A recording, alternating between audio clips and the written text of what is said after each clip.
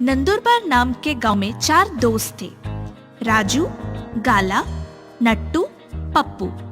चारों ही अक्सर खेलते हुए अपने गांव से दूर जंगल तक निकल जाते थे।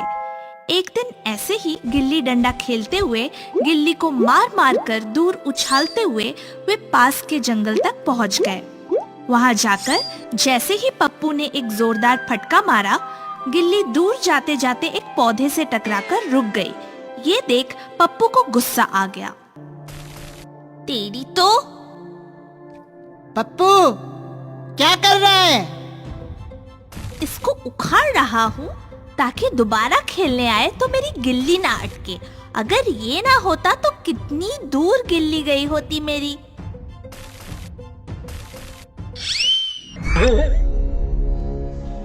कौन है मूर्ख? आए, ये हमको किसी ने बोला। अबे हमको नहीं, मेरे को किसी ने बोला। मैं देखता हूँ। छोड़ ना यार, चल वहाँ कुआं है, पानी पीते हैं। अबे ऐसे कैसे छोड़? मैं मूर्ख हूँ क्या? ए पप्पू रुक ना यार, कहाँ जा रहा है? लगता है भाग गए मूर्ख कहीं के। क्या हुआ बाबा? क्यों बार बार हमें मूर्ख कह रहे हो? ओह, तो वो मूर्ख तुम हो। तुमने मुझ पर पौधा फेंका, महान जादूगर जुम्बा पर। तेरी इस हरकत से मेरी साधना टूट गई। जा, मैं तुझे श्राप देता हूँ, तू भी ऐसा एक पौधा बन जाएगा। नहीं नहीं जादूगर जी, मुझे माफ कर दो। गलती से वो पौधा आप पर लग गया था। मैंने उसे जानबूझकर नहीं फेंका था। मैं आपसे माफी ही मांगने आया था। मेरा श्राप अब वापस नहीं हो सकता। नहीं नहीं जादूगर जी, मेरी माँ मेरे बगैर जीते जी मर जाएगी। प्लीज मुझे माफ कर दो, माफ कर दो। तुझे माफी नहीं मिल सकती मूर्ख बालक, मगर जा, तेरे लिए इतना कर सकता हूँ। तू पूरे दिन अपनी माँ और बाकियों के साथ रहेगा, मगर रात होते ही पौधा बनकर अपने आंगन में पड़ा रहेगा। और जैसे ही सवेरे की पहली किरण तुझ पर पड़ेगी, तू फिर से इंसान बन जाएगा।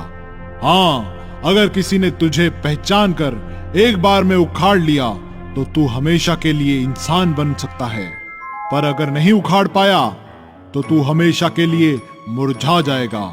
लेकिन एक बात याद रख, अगर तूने किसी को ये बताया कि तू रात को पौधा बन जाता है तो तुरंत तू हमेशा के लिए मुरझा जाएगा, मतलब तेरी मृत्यु हो जाएगी। जा, भाग जा यहाँ से, भाग यहाँ से। सुनते ही पप्पू भागता है और जैसे ही चट्टान के पीछे की ओर टर्न करता है, अपने दोस्त गाला से टकराता है। गाला उससे पूछता भी है। गाला उसे संभालता है और चारों दोस्त वापस घर आ जाते हैं। और सचमुच उस दिन दिन भर तो पप्पू घर पर रहता है, खाना खाता है, पर रात होते ही वो अचानक पौधा बनकर अपने घर के आंगन में लगे पौधों में जा मिलता है। उसे रात को अचानक अपने कमरे से गायब देख माँ परेशान हो जाती है। ओफो, ये पप्पू भी ना, पूरे दिन खेलकर इसका पेट नहीं भरता। रात को भी पता नहीं कहाँ खेलने चला गया। आने दो, इसके बप्पा को शिकायत करती हूँ। और रात भर पप्पू अपने घर के आंगन के पौधों के बीच पौधा बना पड़ा रहता है। और जैसे ही सवेरे की पहली किरण उस पर पड़ती है, वो वापस पप्पू बनकर घर आ जाता है। उसे घर आया देखते ही माँ चिल्लाती है। रात भर कहाँ था? दिन भर खेल खेल कर पेट नहीं भरता क्या? अब आपको कैसे बताऊं अम्मा, मैं रात भर पौधा बना अपने ही आंगन में पड़ा था। बताता क्यों नहीं? कैसे बताऊं अम्मा, अगर बताऊंगा तो हमेशा के लिए मुरझा जाऊंगा। मेरी मृत्यु हो जाएगी, आप मुझे हमेशा के लिए खो देंगी। खैर, उसे ना बोलते देख माँ भी चिल्लाकर चुप रह जाती है। दिन भर वो अपने घर में माँ के साथ ही रहता है। उसके दोस्त उसे खेलने के लिए बुलाने भी आते हैं, पर वो नहीं जाता है। ये देख माँ कहती भी है, क्या हुआ पप्पू, बड़ा ही शरीफ बन रहा है। मेरे चिल्लाने का इतना बुरा लग गया कि खेलने भी नहीं जा रहा। नहीं अम्मा, मैं आपके साथ रहना चाहता हूँ। पता नहीं फिर आपके साथ रहने का मौका मिले ना मिले। चल, कम से कम आज घर में तेरे पाँव तो टिके, वरना सवेरे होते ही गिल्ली डंडा लेकर निकल जाता है।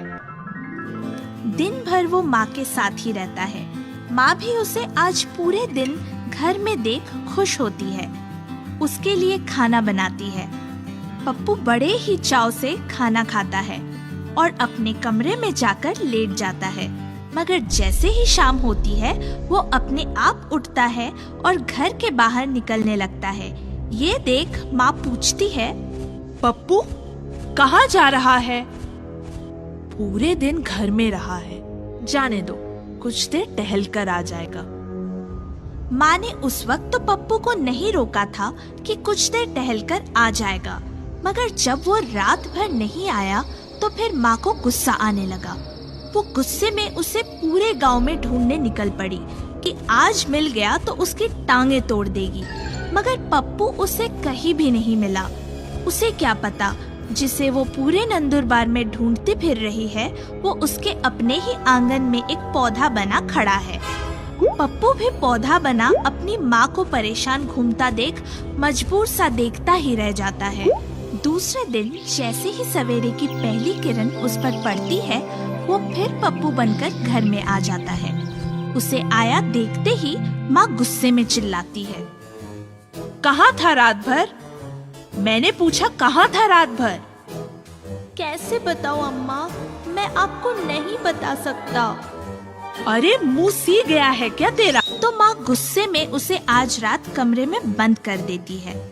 अब रात भर बंद रहे इसी कमरे में, देखती हूँ कैसे रात को जाता है। माँ खूब रोती है।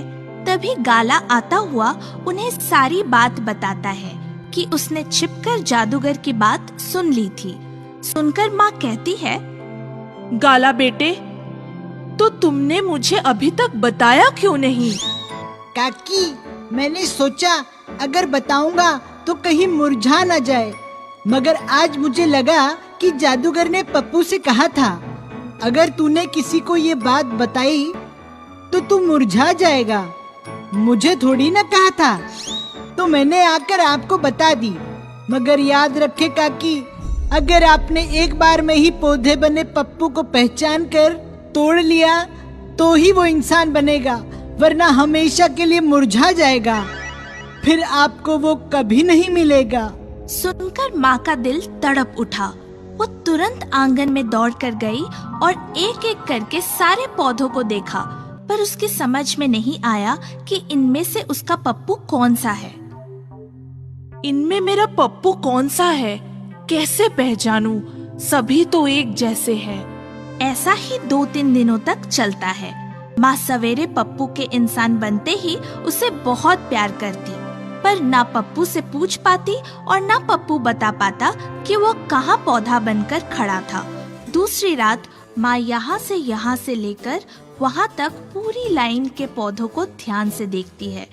2 बार अपने पौधे बने पप्पू के पास से गुजरती है और तीसरी बार अचानक आकर वो पौधा बने पप्पू को एक ही झटके में उखाड़ लेती है। उखाड़ते ही पप्पू वापस पौधे से इंसान बन जाता है। इंसान बनते ही माँ उसे खींचकर सीने से लिपटा लेती है। पप्पू मेरा बेटा।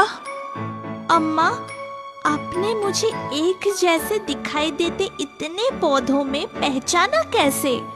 मिट्टी से। मिट्टी?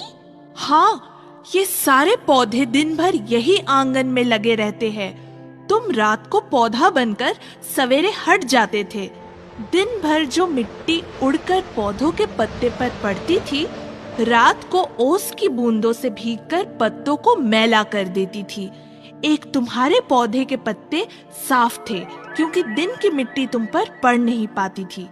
साफ पत्ते देखकर ही मैं समझ गई तुम ही मेरे पप्पू हो। माफ करना अम्मा, मैंने आपको बहुत दुख दिया। काला ने मुझे पूरी बात बताई बेटा।